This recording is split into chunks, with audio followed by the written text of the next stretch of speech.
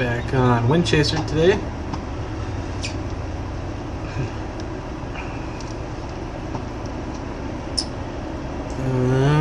And we're probably just going to go ahead and start merging again.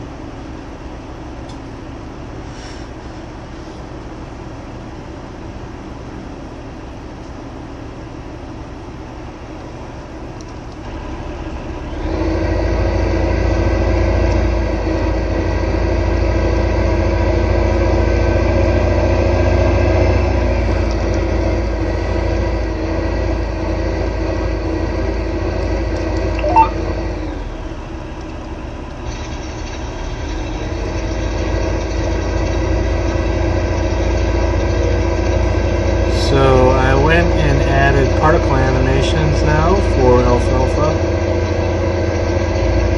just so there's something, because for whatever reason it didn't default to grass with soil with additional fruit types.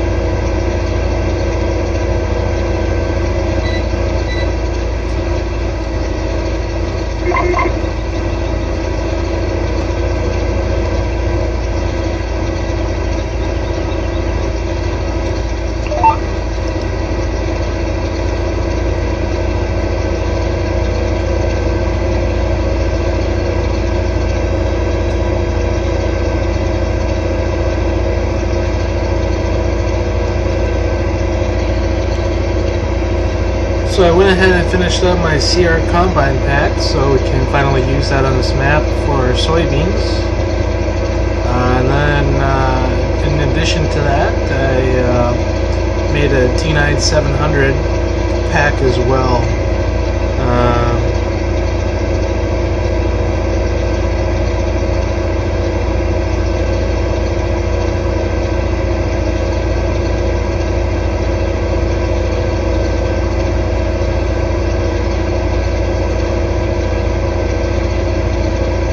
620 horsepower tractor for New Holland, so that will be come in handy if we ever get back to crop farming for tillage and planting and stuff like that. So I was thinking about converting Raphael's 500T and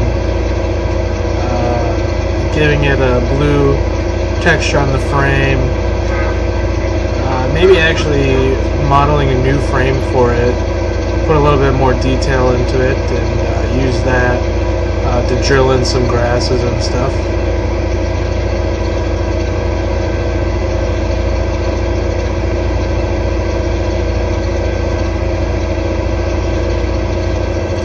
I don't know why my decals are still flickering.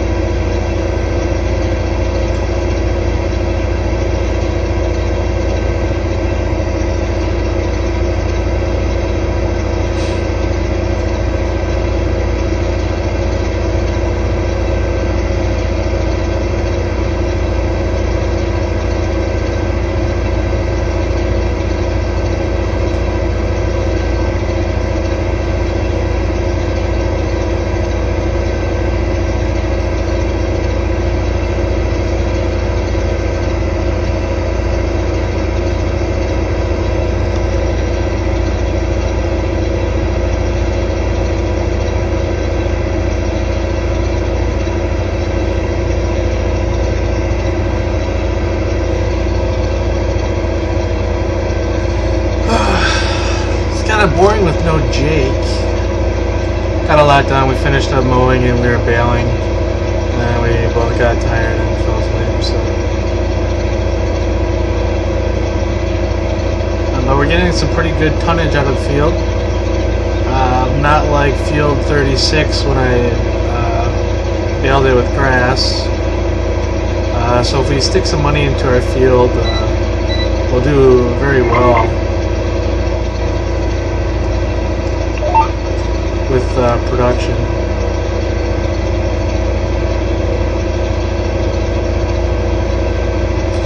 Right now, these windrows are 22 meter windrows, so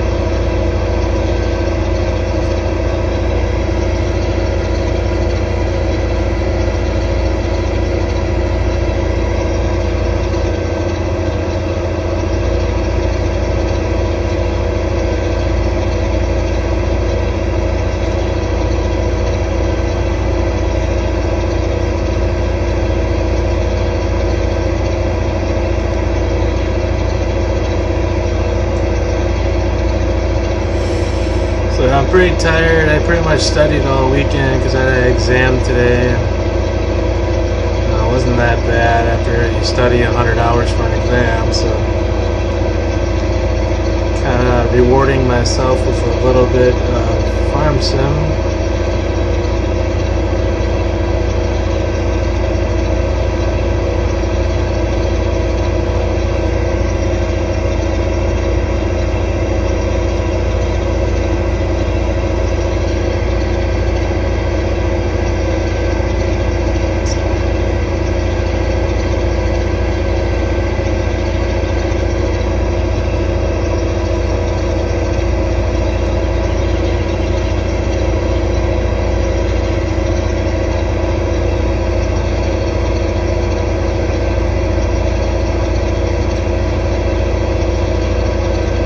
So 2 triple mowers made quick work of this field.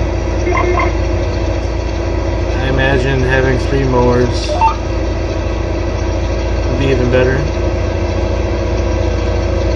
But I only have 2 T8s, so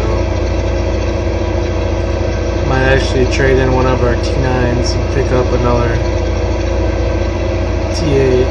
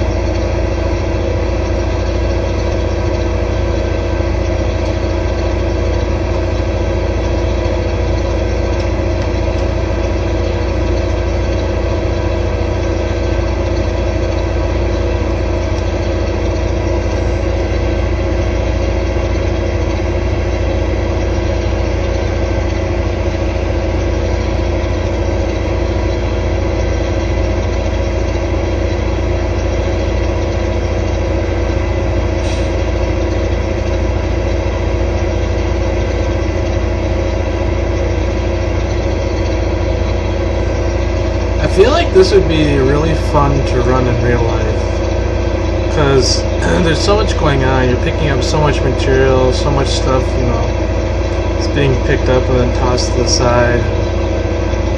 I don't know, you probably have a mower in this field or a chopper coming behind you.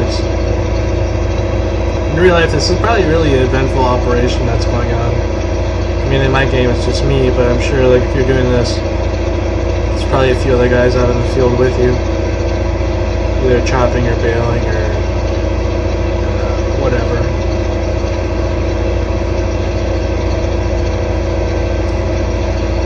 Now, I actually never, like, seen a farmer back home where I live use one of these things. They all have the traditional rakes.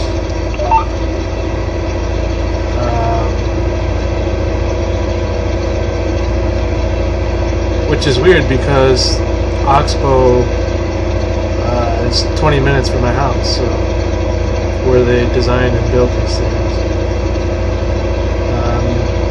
On the other hand, they make the pea harvesters, and you see those all the time because there's it used to be called Friday's Canning, I think, but it's a big canning company. I don't know what it's called anymore. It's like Lakeside Foods now. They got bought out by someone, and they just have these pea harvesters and bean harvesters for canning. That's quite the operation.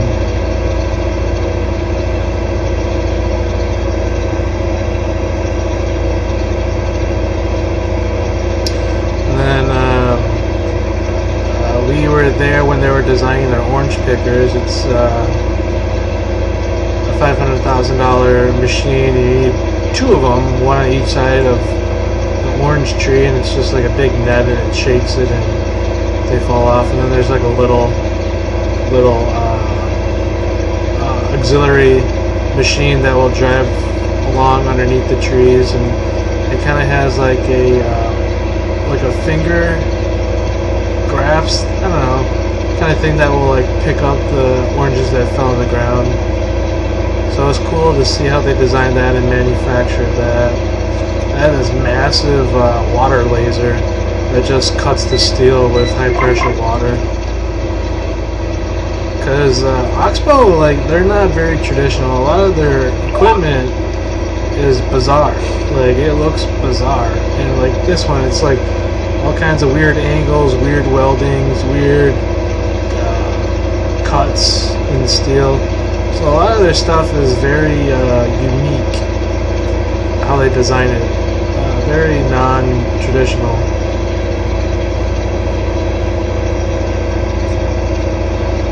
Yeah. I don't know. So, anyways, they donated quite a bit of money to our high school. They bought us like a CNC laser. They bought us like 50 licensed SolidWorks. Because at the time, like when I was like looking to go to college, they were hurting for engineers, because Wisconsin's pretty big into engineering, like UW-Platteville, Stout, and some of those schools, Marquette, and then up, like my cousins, they went to Michigan Tech, because at the time it was, you know, the best mechanical engineering school you can go to, so they went to Michigan Tech, but there's a lot of engineering. But I think they were doing that to kind of intrigue students to go into engineering and to basically come back, because Clear Lake's pretty much in the middle of nowhere, so they can, you know, let's say an engineer would get like $70,000 out of the cities, you know, an hour away, where if they're working at Oxbow in the middle of nowhere, they could probably pay them like $50,000 a year. So it's hard to attract good talent and not really pay. So I think that was their attempt to kind of like recruit a new workforce. I don't know, something like that. Anyways, But I have a few classmates that went on to engineering and stuff. I considered it, but it doesn't really. I don't know, it just seems too basic compared to what I do now.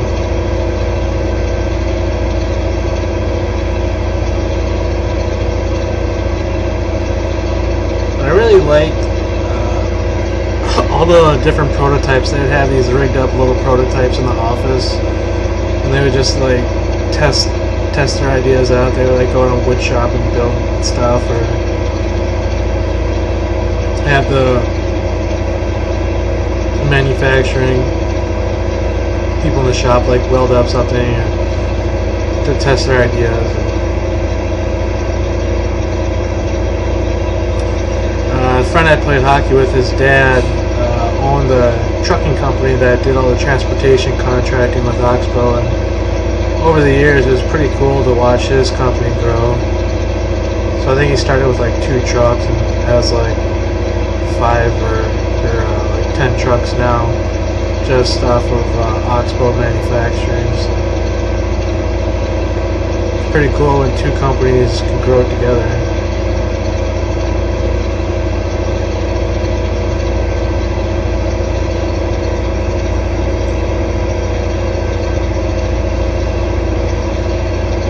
So this is a field we planted and owned when we used to play on this farm, but we since sold it.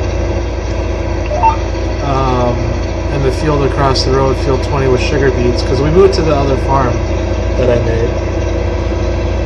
So I figured that I'm at least going to get 1 cut out of this field, although the nutrients are so low, because we weren't able to do any soil maintenance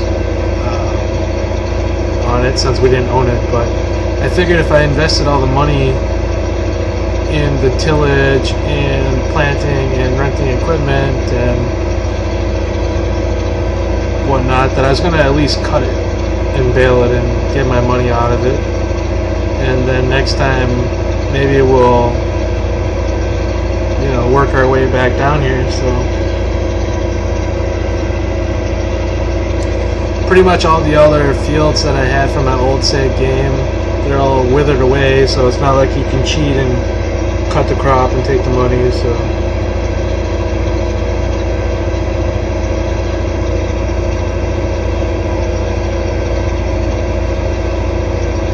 but I do like this field.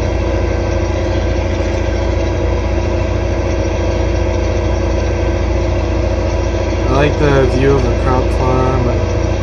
I had to reduce the clip distance of like all the buildings and trees and stuff, so it's not as scenic as it used to be, because people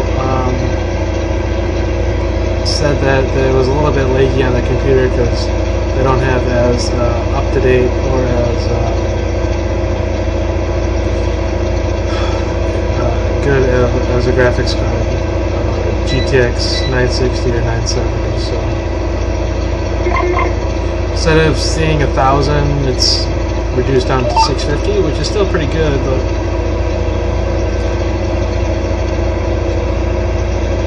it just gets you a little bit smaller bubble.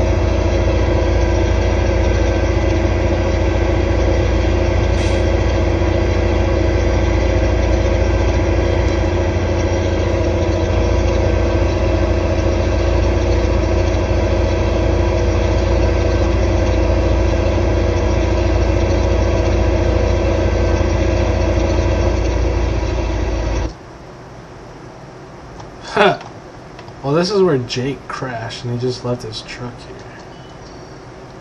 Classic.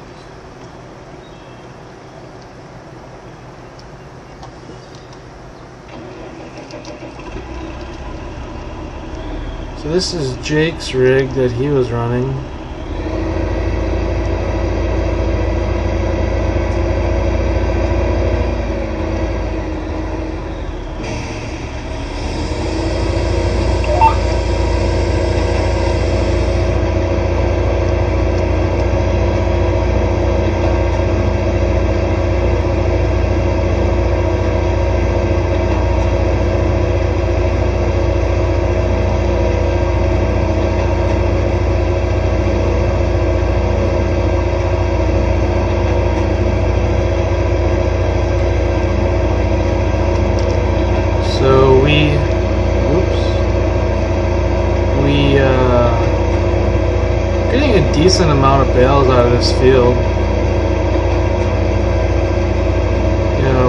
definitely get over 100.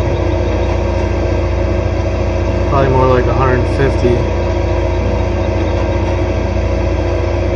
So we'll probably gross close to 200,000 off this field in hay. And the field itself is like 650,000.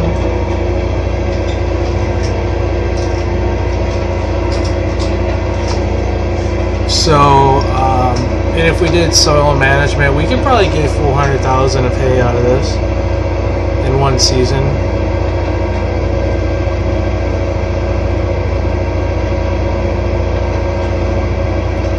Now it really depends on if this alfalfa will grow back or if we have to plant it every year, because prior to the soil management, using the LUA fruit files, you could have it grow back without replanting, but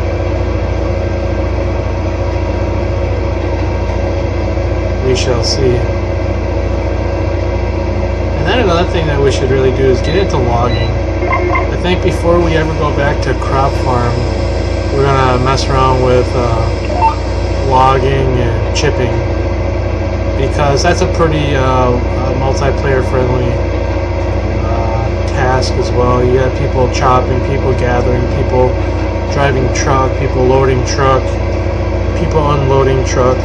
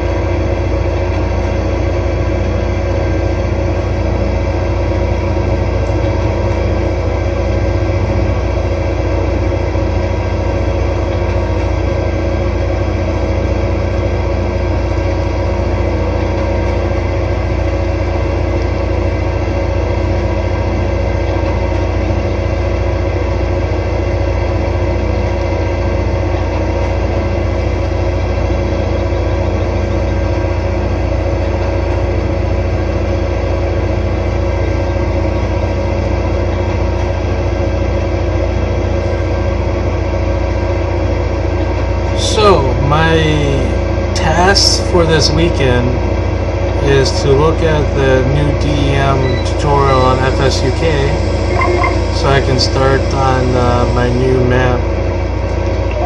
It's going to be based off of enrichment, I think.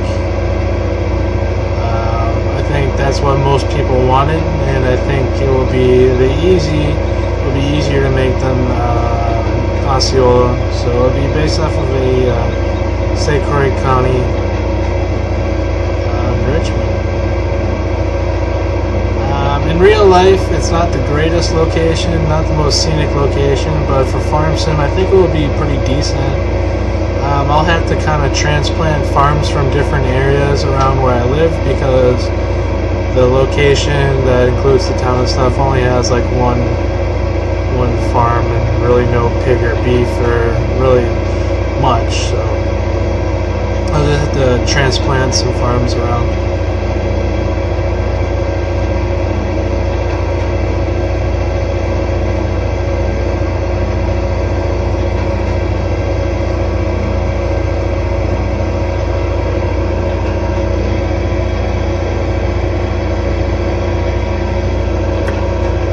But these bales are really coming out funny,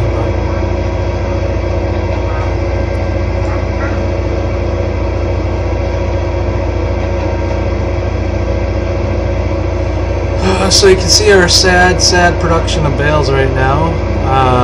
We should have at least double this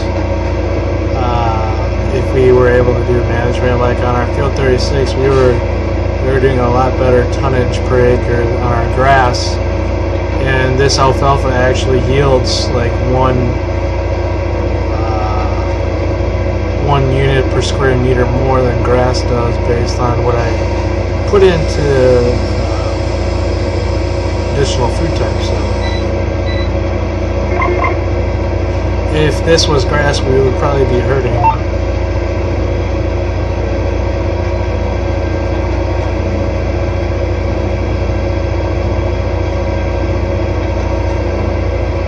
I don't get that. It just like hangs on.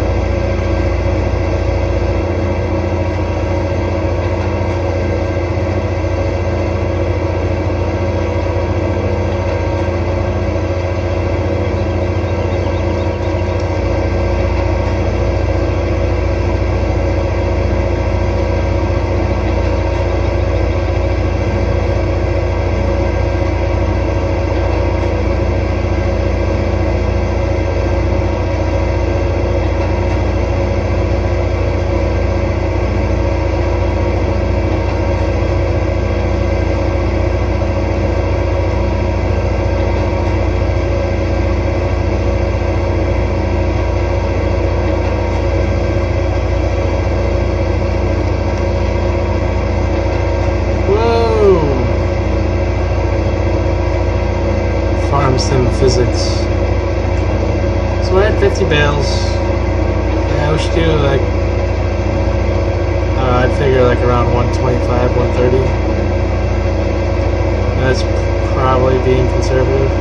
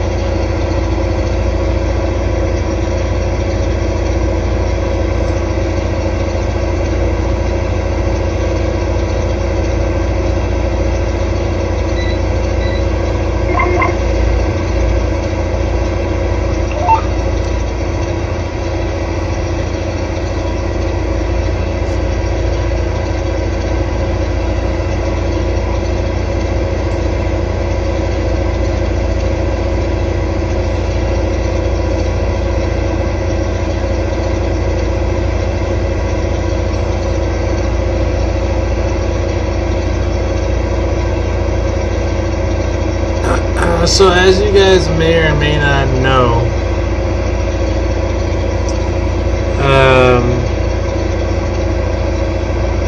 Rafaela released some combines and some 470 case road tracks and stuff, and his Brent 1500 bushel grain cart, and to our AFS group, which is secret, and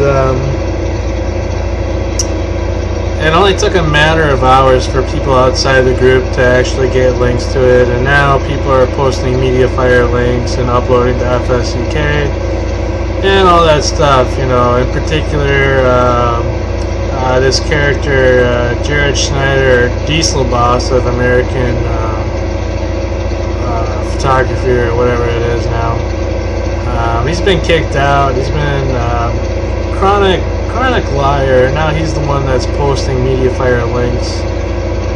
And there's Logan Johns as well, taking credit for his work in Oxbow. And, you know, it's just individuals like this that ruin it for, you know, everyone. And, you know, I single them out because they're pretty much chronically doing this, but they're not the only ones.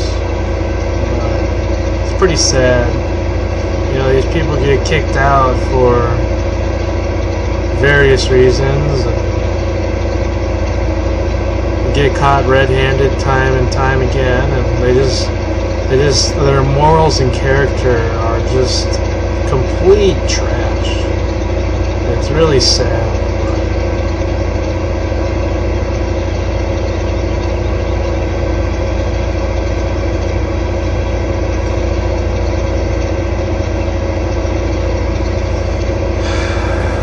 I feel bad for everyone else. I mean, like, my days of modding publicly are pretty much done.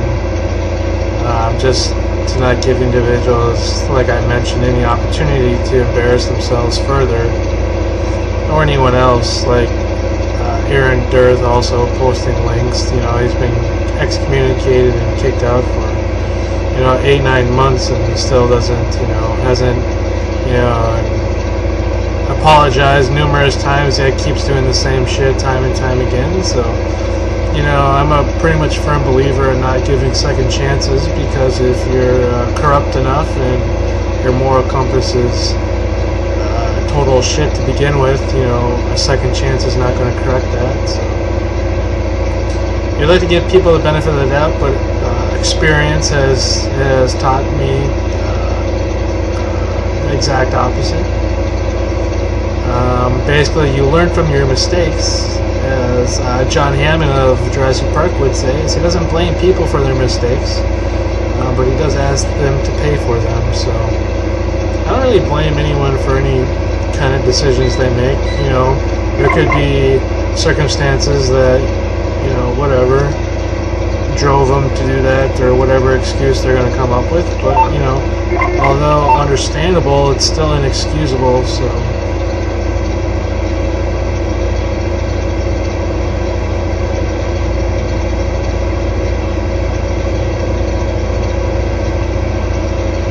I just feel like this game just gives little kids without parental guidance the opportunity to be total spoiled little shits, really, with no consequences to their actions.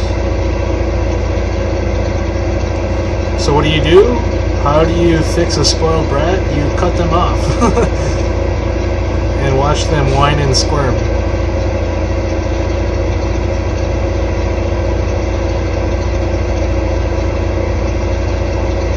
It's like that spoiled girl on Willy Wonka. Gets whatever she wants and throws a fit if she doesn't.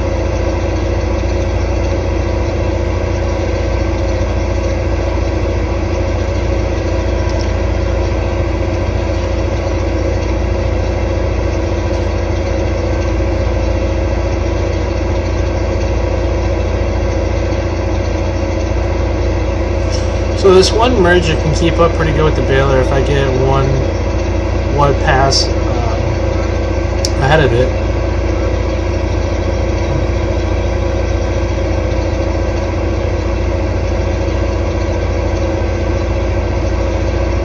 especially when it's just me running both machines.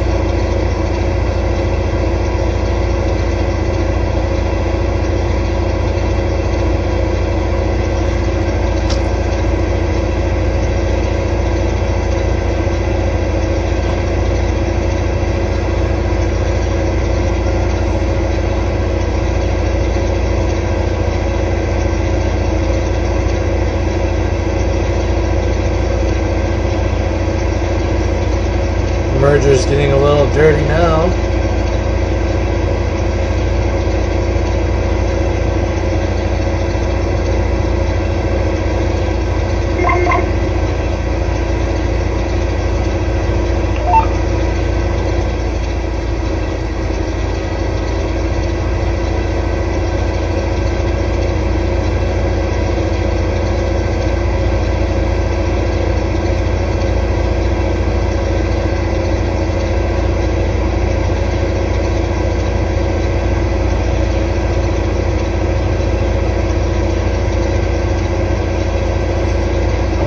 Hard it would be to make a T7.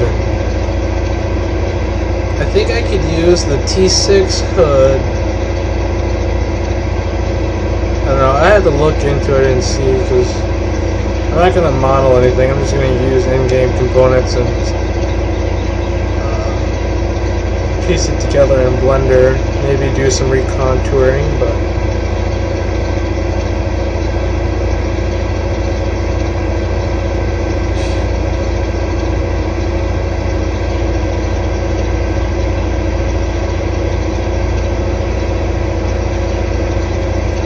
because a T7 would be amazing in game.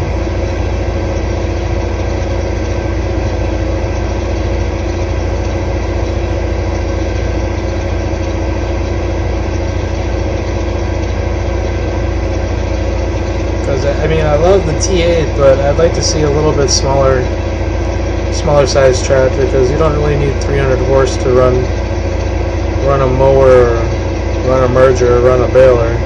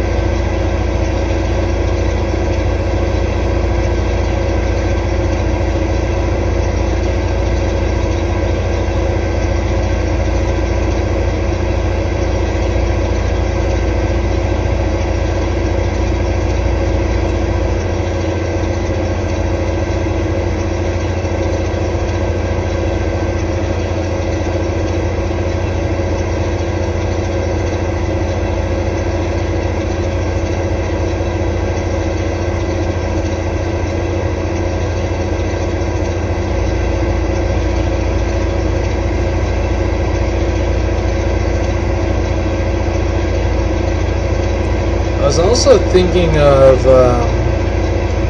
composting all of our straw bales. Like, or I mean, hay is pretty profitable on its own, but I was thinking of maybe if we can compost our straw bales and sell the compost, we can actually make a decent amount of money with straw. Because straw alone is pretty much worthless. It's like 105 a bale.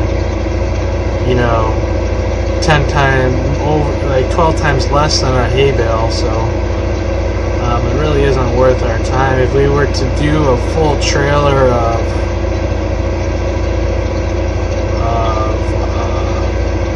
straw, it'd be like 4,000. Which, I mean, it's not bad, but it's just a lot of work. Because, I mean, you have to stack it, you have to load it up on the truck, then you have to drive it, so it would take you, I mean, you can still do it. And, I mean, there's no shortage of straw. You could just completely swath the whole field with a swather, or you can triple mow the whole like, wheat field and bale it. But I was kind of curious to see what kind of profitability it would be if we were to compost it and then sell the compost. That's something I'm probably going to mess around with. But otherwise, you're looking at maybe 4,000 for a trailer, or 4,400. I don't know, it's like 44 or 45 bales that can fit on a trailer. So, which, I mean, it's nothing to sneeze at, but compared to like what we're used to selling, like a trailer full of beef, you know, we sell 50 beef at whatever it was, 1,400, and then we buy a calf for like 600. So, I mean, we're just used to a lot larger cash flow.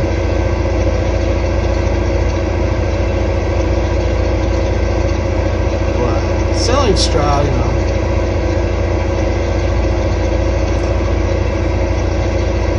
we really won't be having many crops at all. We just have a surplus of straw right now that we use for solid manure on our beef, but we're selling off our beef, going to keep 1,000, and just go heavy on the alfalfa.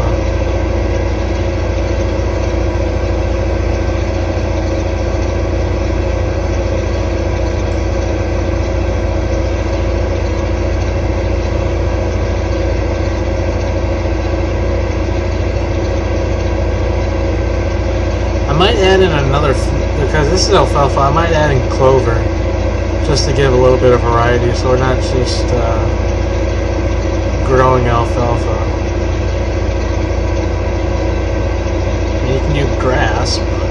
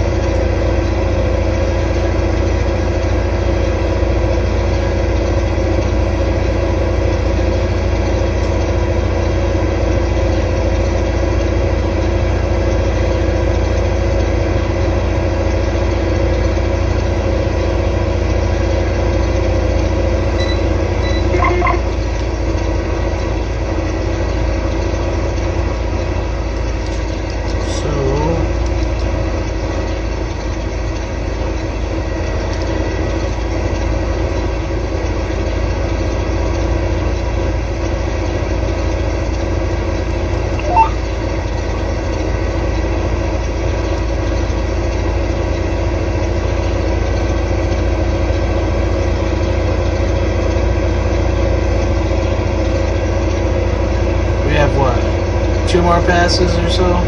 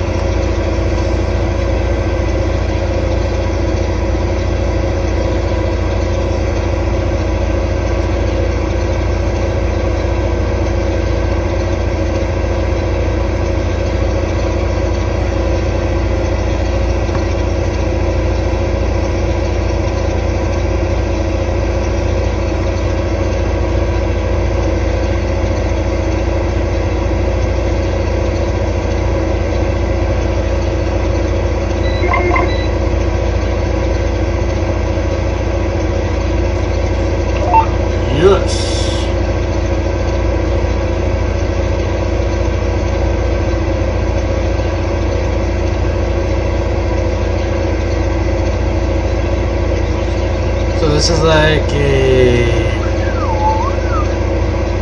30